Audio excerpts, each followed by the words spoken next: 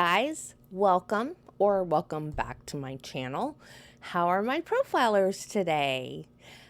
I put a poll out and you guys responded, and you said that you would rather me just do random true crimes than crimes related to Criminal Minds. So this week I'm going to do a compromise. This is one that I have been dying to do. It's one of my favorite stories. It is sad, but it's still one of my favorite. And I was going to do it because this mental condition is mentioned in the episode Dorado Falls. And it's much later in the series, and I've been really wanting to do it, and I was thinking about skipping to it and doing it early anyways. So since we're not going to be so heavily relying on Criminal Minds episodes, I decided I would go ahead and jump to it anyway. Now, the first time I heard about this story was on an episode of Lore. Lore is a podcast done by Aaron Mahnke. It is an amazing podcast. And he also has a series of books, which is basically a retelling of the stories that he tells in the podcast, but they are categorized as type of stories. I think there's 3 books. And then there is also 2 TV programs on Amazon Prime that are called Lore, and actually it's like 2 seasons of Lore on Amazon Prime, and I like the first season better because Aaron Mahnke actually narrates that season, but they're both very good. And the episode on Bridget Cleary is season 1 of Lore, and it's called Black Stockings.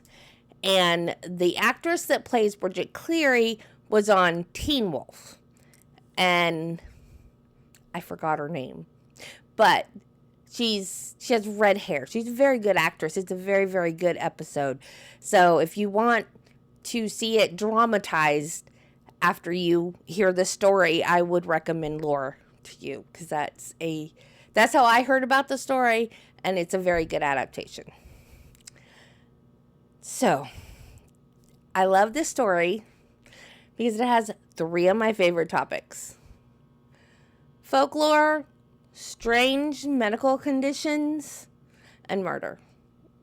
Yeah, I know. I'm not normal. This case is very old. It's almost 2 centuries old. It happened in Ireland. And it's about, like I told you, it's about a woman named Bridget Cleary. So, let's go ahead and get into it.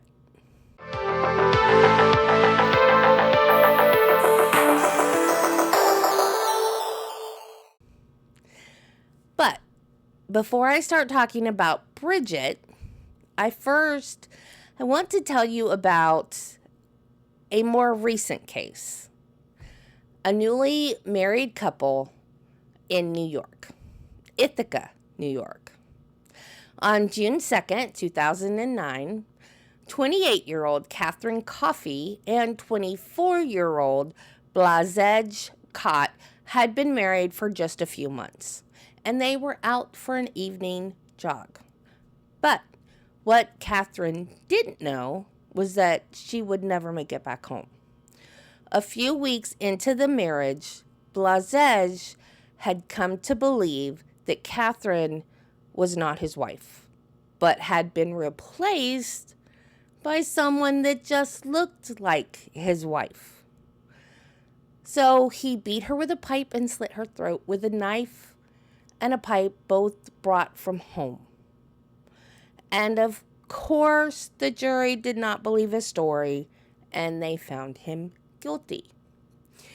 Now, Blazej was likely suffering from Capgras Syndrome, not Capgras. Capgras came up via autocorrect every time I tried to write Capgras. It's Capgras. And it is named after the psychiatrist who discovered the condition, Joseph Capgras. It's common in dementia, schizophrenia, Alzheimer's, and certain brain injuries. When you visualize something, you don't just see it with your eye. It has to go to your brain, to the visual part of your brain, and then it goes to the emotional part of your brain. That is why, let's say, for instance, you're married to an identical twin, and you look at them, and that's how you know that one of them is your husband and the other is not. Because you have that emotional connection with the one that's your husband. So what happened in Capgras Syndrome is that emotional connection somehow in the brain, that area of the brain, that connection gets severed. So it can happen in a brain injury, like a sudden hit on the head, a car accident. So it can happen to someone that doesn't have dementia, but it does happen in dementia too. So it can be a sudden onset thing where all of a sudden your loved one is saying, you're not my mom, or you're not my dad, or you're not my wife, whatever. And they're delusional, but it's not, they're not crazy. It's from a head injury. And the other weird thing about it, I don't know why this doesn't work the same, but it only affects the visual part. Like, the auditory part's not part of it. The disconnect doesn't come from the visual. So, like, if you hear their voice, but you're not looking at them, like if you're on the phone with them, you're fine. Like, you're the voice, yeah, that's my mom, that's my dad, whatever. But if you see them, it immediately, oh, you're an imposter. So that is just kind of, like, fascinating to me, I guess, because why the visual and not the auditory? I guess that's because the auditory works different in the brain area than the visual does. I don't know, but it's just like, it fascinates me. So it's a disconnect with the visual part and the emotional part of your brain. And they'll be looking right at the people. And they recognize them, but they don't recognize them as who they are. And you know, they'll be like, they look just like my mom, my dad, my spouse, and even their pets. Like, they'll be like, that looks like my dog, but that's not my dog. So it's anybody. It could even be like, yeah, that looks like our regular mailman, but that's not a regular mailman. Like, it's anybody. It's just, it's a bizarre condition. So if you're new here or you just don't remember, I'm a nurse. So my first job was in a nursing home, and I never had a patient with that kind of delusion. But I did take care of a lot of people with dementia and Alzheimer's. I don't think I ever took care of anybody that was schizophrenic. Well, not to my knowledge. But I did. There's another delusional disorder. I think it has a specific name, but I don't remember it right off the top of my head. But there's another one that's kind of like the opposite. It is where you see a stranger or someone that's not emotionally connected to you, and you think that they are your loved one. So I had this one lady in the nursing home. She would follow me around all the time, and she swore up and down I was her granddaughter. No way I could convince her that I was not her granddaughter. And she would point at me, and she would tell the other residents. She would say, that's my granddaughter. And then I'd hear her say, she says she's not, but she really is. And I almost wanted to be this woman's granddaughter. It was like, I was so sad. And I never met this woman. Never. She never came to visit her grandmother. I never saw her. So it would make me sad. I would like almost want to be her granddaughter. So, when she was in the hospital, because of course, you know, if they got sick to the point that we couldn't take care of them, they went to the hospital. So when I was an LPN and when I went to school to be an RN, I was actually able to take care of her in the hospital while she was dying. And so I got to spend a lot of time with her then. And so that kind of made me feel good that I got to, like, play the role of granddaughter maybe for like a little while. But anyway, getting off the subject. So now on to Bridget Cleary. Bridget Cleary was born to Patrick and Bridget Boland on February 19th, 1869 in Ballivadley, County Tipperary, Ireland. When she grew up, she worked as an assistant dressmaker in Clonmel, the largest settlement in the county. I don't know anything about Ireland, so if I'm getting any of these names or locations or anything wrong, please feel free to correct me because I know nothing. So she met Michael Cleary in Clonmel. He worked as a cooper, which is a barrel maker. And despite the age difference, she was 18 and he was 26, they fell in love and got married. However, and this I find kind of strange. I don't know. It may not have been strange for the times. It seemed kind of strange to me. It's strange for, well, actually, it's not strange for now with the way the economy's going. Anyway, Michael stayed there and worked, and he only went home on the weekends. And then Bridget she moved in with her parents. So he only went back to Ballivadley on the weekends. And he stayed in Clonmel during the week and worked. But then Bridget's mom passed away. And when Bridget's mom passed away, he moved back to Ballivadley full time. And because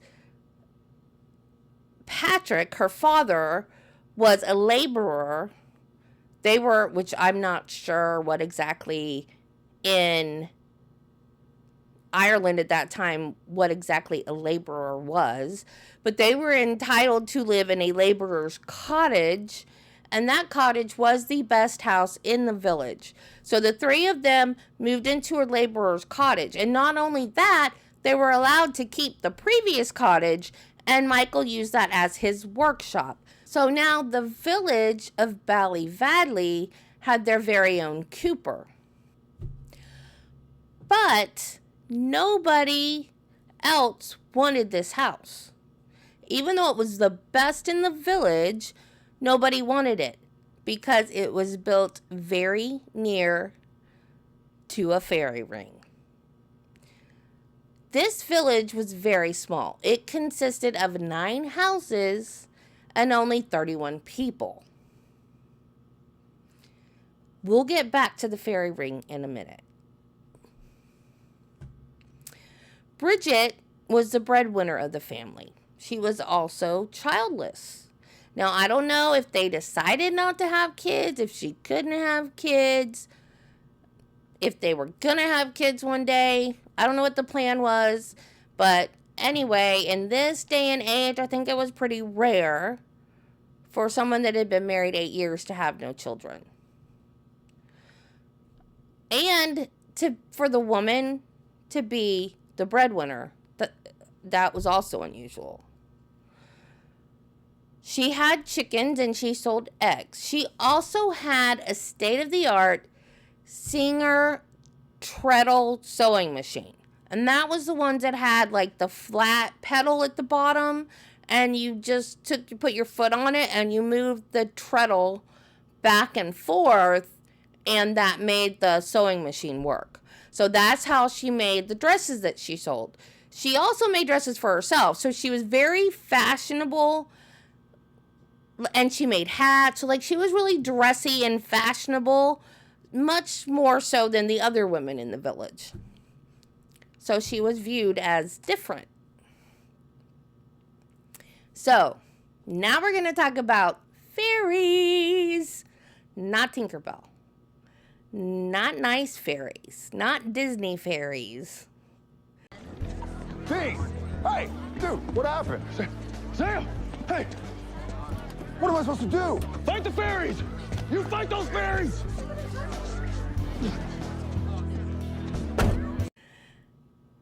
These are ancient traditions that are believed in Ireland and Scotland, and I found out, I did not know, this is my mama's heritage too, and I didn't know this. In America, in the Appalachian Mountains by Irish immigrants. My mother's maiden name is Delaney, And we have some Irish background that I don't know much about, but my roots are in the Appalachian Mountains, and I had no idea. But apparently, my ancestors believed in fairies. Who knew? So, after Bridget's mother died, she would go to the fairy ring, hoping to get a glimpse of her mother. Fairies will take humans for many different reasons, sometimes leaving a replica in their place. Women and children were considered to be weak and therefore easily abducted by fairies. Fairies sometimes would replace newborn or young children with their own children. Those children, called changelings, would be fussy and ill-tempered.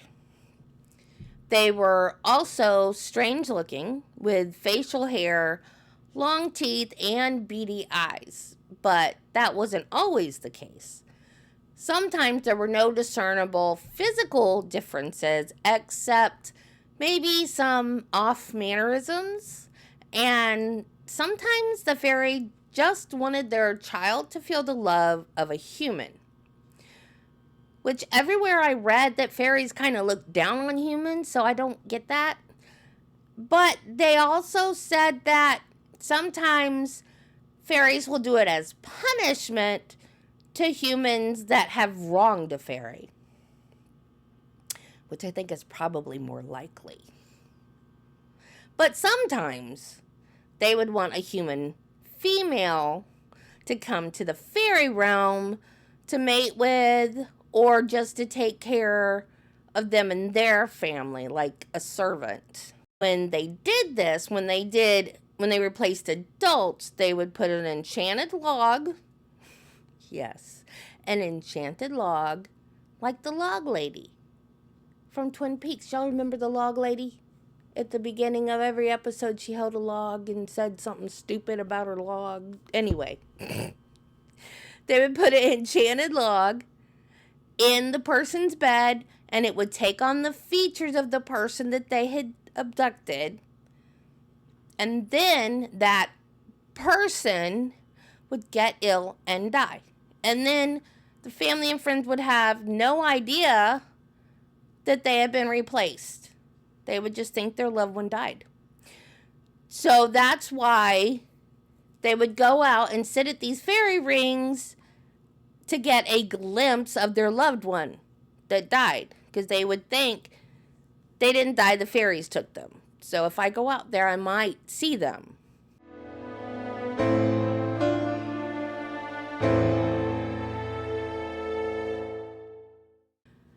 So there are 4 ways. From my research, I found 4 ways to get your loved one back. One is to make them laugh. If you can make a fairy laugh, they will give you your loved one back. 2 is to torture them. Man, is that a big divide or what? Make them laugh or torture them. And especially with heat or fire. Because sometimes if you hold them to the fire and they can't stand it, then they'll go whoosh right up the chimney, and then they'll return your loved one. 3, you can take them back out to the forest and hope the fairies switch them back. Or 4, you can trick them into revealing themselves. Now, the example that I read about how you could trick them, one way you could trick them was to throw away the inside of an egg and cook the shell. And then if they go, oh, ha, ha, ha, you cooked the shell instead of the egg, then that would reveal themselves. So I'm assuming that means like for a baby changeling, because how is a baby supposed to know, or a kid supposed to know that you don't cook the shell of an egg, you cook the inside? I mean, how's that? Like, I don't know. But that just seems weird. So, anyway, now back to Bridget. Bridget went out one day to deliver some eggs. Michael begged her not to go, to send her dad instead. But the weather was bad, and she didn't want her old, frail father out in the storm. And the delivery was to her uncle. She was just going to her uncle's house. And there was a rumor that Bridget was having an affair. But there's no proof. And I think that Michael thought she was off to have a tryst with someone. And she's like, no, I'm just going to Uncle Jack's house to give him his eggs. So he was like, okay, fine, go. And he wasn't at home. According to Bridget, he was not at home, and she waited for him in the rain. And by the time she got home, she was very ill. She had a high fever. She was a little bit delirious, and she barely recognized him. Like, she kind of, like, she found the cottage, but then by the time she got there, she was, like, a little confused about where she was, who she was, what was going on. Like, she was sick. She had a high fever. She was sick. So they tucked her into bed, and then someone went out to get the doctor. So I think they went more than once to get the doctor, and he finally showed up days later. He diagnosed her with bronchitis and gave her some medicine and gave the family instructions on how much she was to take and that she should start getting better soon and, blah, blah, blah. But she became so ill that the priest actually came and performed last rites because they didn't know if she was going to live or not.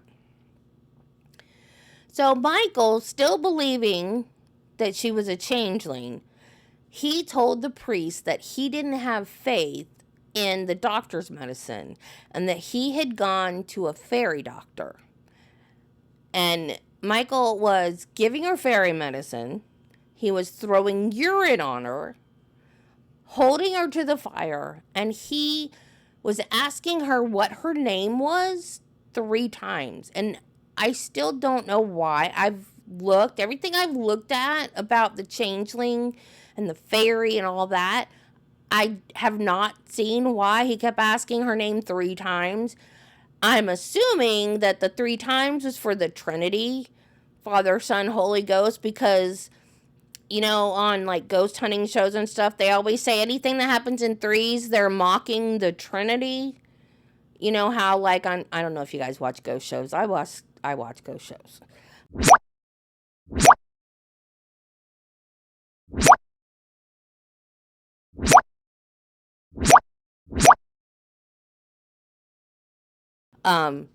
Like people get scratched and there's like 3 scratches. They say it's mocking the Trinity because it's 3, Father, Son, Holy Ghost. That's the only reason I can think for him asking her what her name was 3 times. I guess fairies are opposed to that, just like demons are. I don't know. But I couldn't find why the 3 times.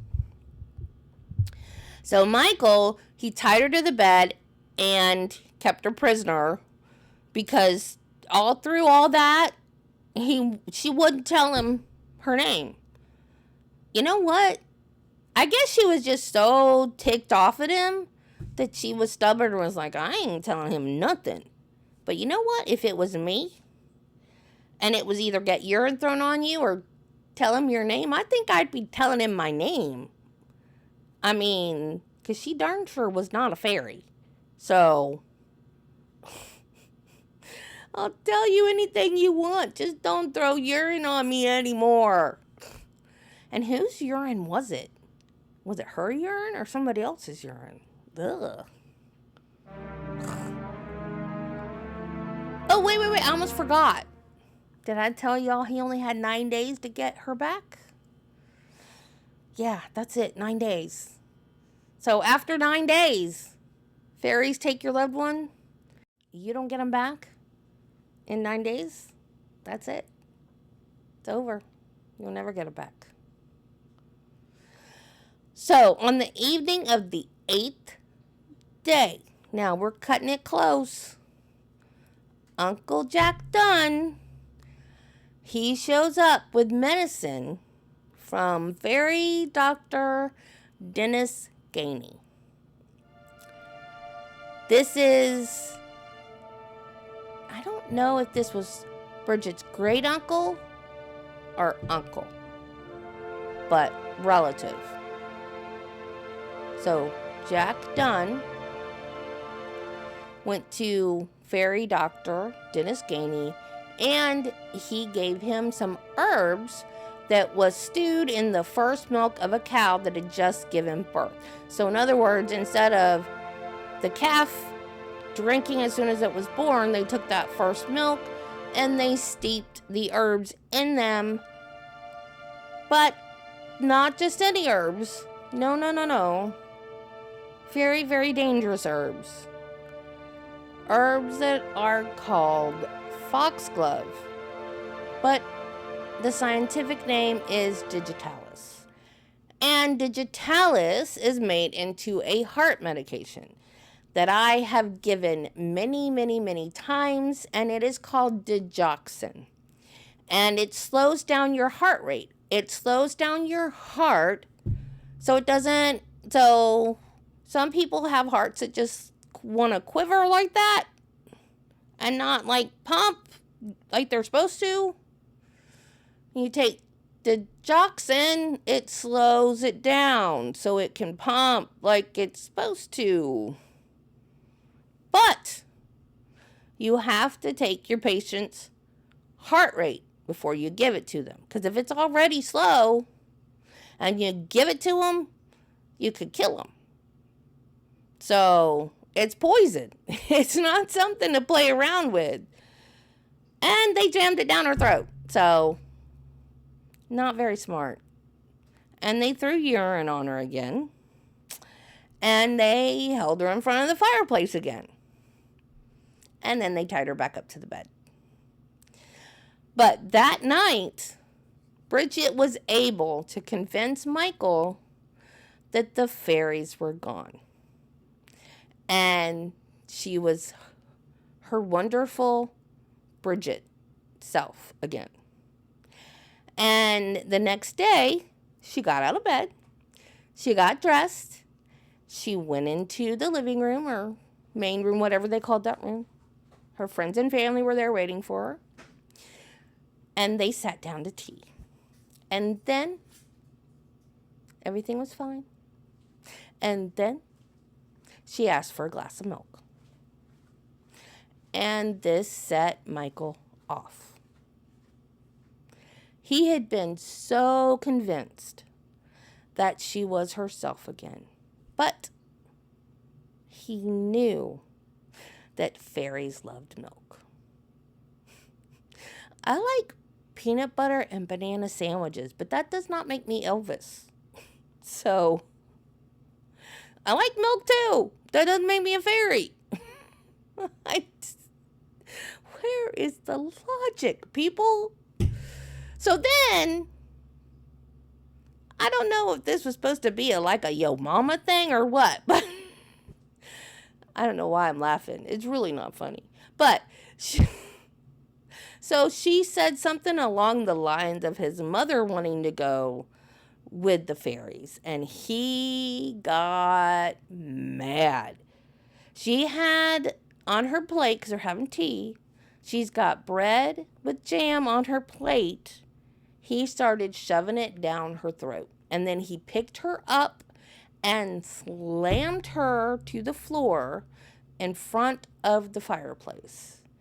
Then he got the fireplace poker and started shoving the bread down her throat with the poker. And because at this point she was so close to the fire, her skirt caught on fire. So then Michael grabbed the lamp and poured lamp oil all over her, and then got a log from the fire and then set her on fire. So they are not sure whether the head injury of slamming her to the floor or the fire was the cause. They don't know which one it was. But they suspect it was the fire, which is horrible to think about. And all of her friends and family just stood there in shock and disbelief. And Michael would not let anybody help her. He held them back and would not let them rescue her. Although back then, I don't think it would have helped. Because I think that, they didn't have like the burn, what's the word I want? Interventions that they do now. So Michael left and nobody knew what to do. But he did come back a little while later. But he came back and he got a knife and he swore every one of them to secrecy. He threatened them with a knife, and then he threatened one of them to go with him to dig the shallow grave for her body. And then Michael pretended that she was missing. And he held a vigil to search for her. Only in Michael's eyes, she was missing. The fairies had his real wife. And he had killed a changeling, not his dear Bridget, who had been his wife for 8 years. He waited for the fairies to bring her back because that was what was supposed to happen. Within 3 days, she would come back riding on a white horse. After her death, her uncle Jack Dunn went to the priest with Michael to ask the priest to take his confession. The priest said that Michael was too distraught and incoherent for him to take his confession at that time, so Jack Dunn told the priest what had occurred, and the priest told the police. A search began, and Bridget's body was found on March 22nd. 9 people were indicted. Michael Cleary was found guilty of murder and was sentenced to 20 years, but only served 15. The other 8 were charged with wounding and served sentences of hard labor ranging from 6 months, some 18 months, some 5 years. Jack Dunn received a sentence of 3 years hard labor, and her dad, Patrick, received 6 months hard labor. Michael Cleary was released from prison on April 28th, 1910, and he immigrated to Montreal, Canada a few months later. Now, apparently, there's a popular playground rhyme that can be heard in Ireland. Are you a witch or are you a fairy? Or are you the wife of Michael Cleary? So that's it for today, guys. I hope you enjoyed the story. Let me know what you think in the comments. What do you think about folklore and superstitions? Because that is something that I am intrigued by. I'm not superstitious. I don't believe in them. I believe in some urban legends, some not. Do you think that Michael Cleary had Capgras Syndrome? What do you think? Do you think that he was just so steeped in the folklore and traditions of fairy that he actually believed? Or do you think that he thought she was cheating on him and was just using superstition as an excuse? I kind of think, when I was doing the research, I don't think I thought this when I first heard the story, but when I was doing the research, I kind of thought, I think that this could have been a way for men back then to use an excuse to have power and control over women. I think that was my thought while I was doing this. But I'm not 100% sure. Because certainly he didn't think he was going to go to prison for what he did. So, but I don't know. Let me know what you think. So, until next time, remember, be kind to people, love your family, and Jesus loves you.